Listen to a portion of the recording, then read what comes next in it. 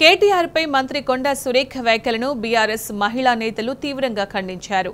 మహిళలను అవమానించేలా సురేఖ వ్యాఖ్యలు ఉన్నాయని మాజీ మంత్రి సత్యవతి రాథోడ్ విమర్శించారు. సురేఖపై పరువు నష్టం దావా వేస్తామన్నారు. పిచ్చివాగుడు వాకితే నాలుక చీరేస్తామని మాజీ ఎంపీ మాలోతు కవిత హెచ్చరించారు. ఒక బ్రోకర్లా మహిళలను అవమానించేలా మంత్రి కొండా సురేఖ వ్యాఖ్యలు ఉన్నాయని మాజీ జెడ్పీ చైర్పర్సన్ తుల ఉమా ఆగ్రహం వ్యక్తం చేశారు. పిల్లి తలకాయ కొరిగినట్టు మేముంటే కేసీఆర్ గారు ఈరోజు అధికారంలో ఉంటే బీఆర్ఎస్ 10 ఏళ్ళ అధికారంలో ఉన్నప్పుడు మహిళలందరికీ బతుకమ్మ చీరల్ని పంచేవాళ్ళం. ఎంగిలి పూల బతుకమ్మ రాష్ట్రంలో మహిళలందరూ దసరా పండుగను రాష్ట్ర పండుగ చేసిన తర్వాత మహిళలందరికీ దసరా కానుకగా బతుకమ్మ కానుకగా చీరలు ఇచ్చినాం. ఆ సంస్కారం లేదు, ఆ ప్రభుత్వానికి లేదు, ఆ ముఖ్యమంత్రికి లేదు, ఆ మహిళా మంత్రులకు లేదు. కానీ ఈ రాష్ట్రంలో మహిళల్ని ఉన్న 2 మహిళలు కూడా రాష్ట్రంలో ఉండే మహిళల సంస్కారం అంటే వాళ్ళిద్దరే సంస్కారవంతులు, అందరూ వాళ్ళనే గౌరవించాలి. వాళ్ళకి ఎవరేం చేసినా చీమ చిటుక్కుమన్నా వాళ్ళని ఎవరు ముట్టుకోవద్దు, అందరూ వాళ్ళ వైపే ఉండాలి. కానీ మిగతా మహిళలు మహిళలు కాదు, మనుషులే కాదు, వాళ్ళ కుటుంబాలు లేనట్టు మాట్లాడుతున్నారు. ఇది నిజంగా శోచనీయం. దీన్ని తీవ్రంగా ఖండిస్తూ ఉన్నాం. ఈరోజు మొన్న కొండా సురేఖ గారి పైన ఏదో ట్రోల్ చేసిండ్రు. ఆ డీపీలో హరీష్ రావు గారి ఫోటో ఉంది అని చెప్పి తెలిస్తే దాన్ని బీఆర్ఎస్ పార్టీ ఎవరు చేసినా, బీఆర్ఎస్ అయినా వ్యక్తిగతంగా అయినా వ్యక్తులైనా దాన్ని శిక్షించాలి. దాన్ని తీవ్రంగా ఖండిస్తున్నాం. ఇది కరెక్ట్ కాదు అని చెప్పి మేము అందరం కూడా ముక్త కంఠంతో దాన్ని ఖండించాం.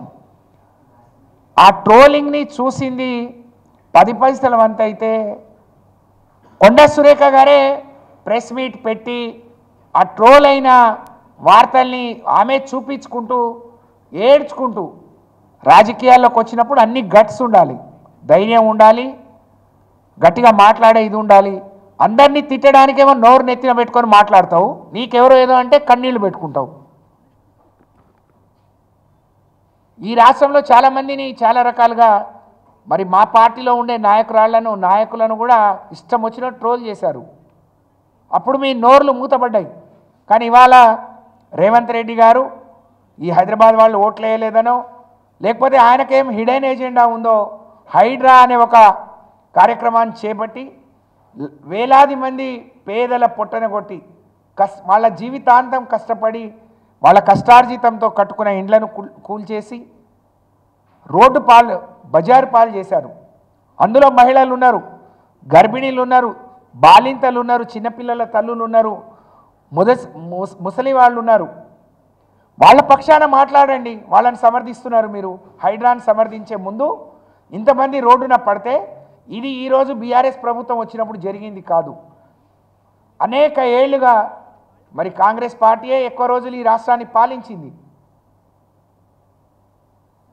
ఇప్పుడేదో మేల్కొని ఇప్పుడే పుట్టినట్టు, ఇప్పుడే వాళ్ళకి అన్నీ తెలిసినట్టు, ఇప్పుడే స్పృహ వచ్చినట్టు మరి ఊరి మీద పడి అచ్చొచ్చిన ఆంబోతులాగా పడి ఇష్టం వచ్చినట్టు మీరు చేస్తూ ఉంటే దాని గురించి మాట్లాడకుండా తన్నెవరో మనసు నొప్పించిందని దానికి మేము కూడా చింతించాం, దాన్ని మేము కూడా ఖండించాం.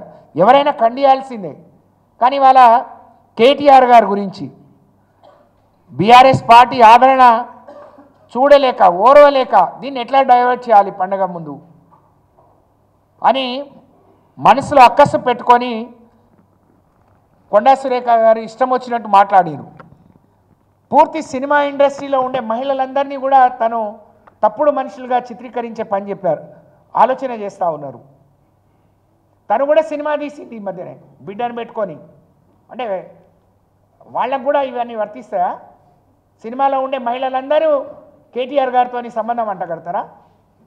వాళ్ళ కుటుంబాలు ఉండవా? వాళ్ళ తల్లిదండ్రులు ఉండరా? ఎంత చిల్లరా నీ నోరు, చిల్లరా నువ్వు మనిషి చిల్లరా అనేది అందరికీ తెలుసు. మానకొండ ఘటనప్పుడు నీ నోరు అందరు చూసిండ్రు, వరంగల్లో గొడవలు అయినప్పుడు నీ నోరు అందరు చూసిండ్రు, నీ ఇంట్లో వాళ్ళే అందరు చెప్తారు నీ నోరేందో. కానీ ఆ నోరుని నెత్తిన పెట్టుకొని రాష్ట్రం అంతా ఇదే చేస్తాను అని ఒక మహిళా మంత్రి ఇట్లా మాట్లాడటం అయితే నిజంగా చాలా దారుణం, శోచనీయం. ఇది సిగ్గుతో మహిళలందరూ తలదించుకునే విషయంగా నేను భావిస్తూ ఉన్నాను.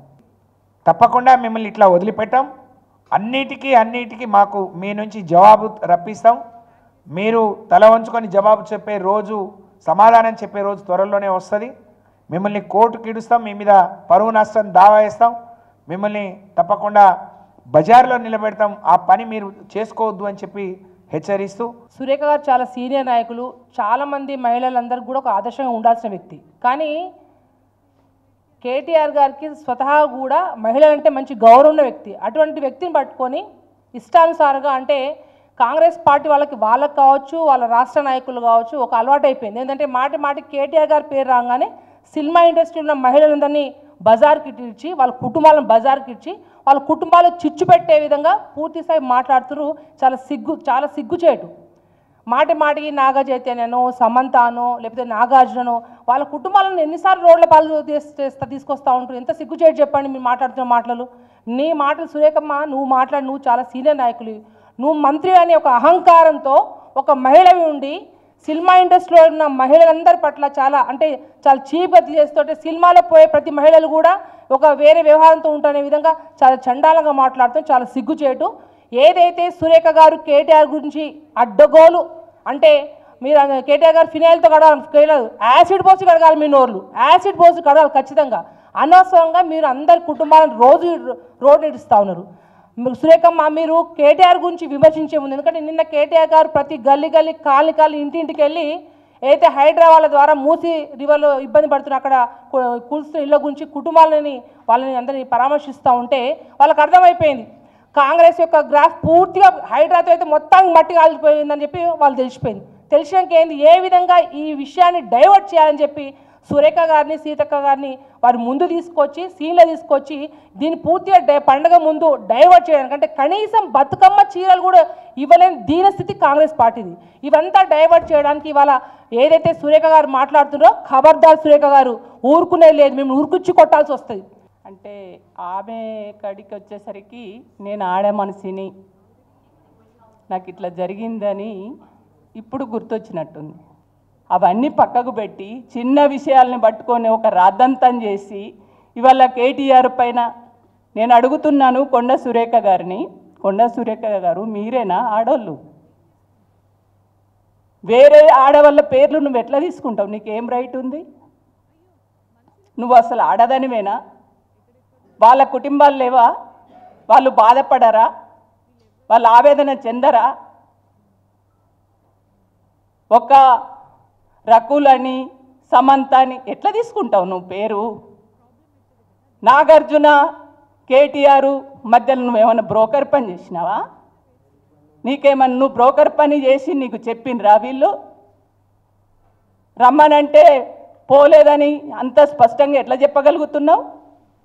అంటే కావాలని తప్పుడు ఆరోపణలు. అంటే రోజుకు ఈ కాంగ్రెస్ ప్రభుత్వము 6 గ్యారెంటీలు ఏవైతే ఇస్తానని ఇచ్చినటువంటి హామీలు అమలు చేయకుండా హైదరాబాద్లో మూసి అనేటువంటి ఇది ఒకటి పెట్టుకొని దాంట్లో కూడా స్పష్టత లేకుండా ఇవాళ మూసి ప్రాజెక్టు చేయడం వల్ల 10,000 కోట్లు ఏది మేఘా కృష్ణారెడ్డి తోటి ఒప్పందాలు చేసుకొని అవి ఆ డబ్బులు వస్తాయి అనేటువంటి ఆశలో దానిపైన పడ్డరే తప్ప ఇవాళ 6 గ్యారెంటీలు అమలు చేయాలనే సోయి లేదు. అవి తప్పించుకోవడం కోసం బీఆర్ఎస్, ఎందుకంటే బీఆర్ఎస్ పార్టీ ఎప్పటికప్పుడు ప్రజలలో ఉంటుంది, ప్రజా సమస్యలు తెలుసుకుంటుంది, ప్రజల పక్షాన నిలబడుతుంది, ప్రజల కోసమే పెట్టినటువంటి పార్టీ కాబట్టి ఆ పార్టీ నాయకులు రేపు ప్రజలలో ఇట్లనే పోతే మా కాంగ్రెస్ పార్టీ, మా కాంగ్రెస్ ప్రభుత్వానికి ఉనికే లేకుండా పోతుందని ఒక భయంతో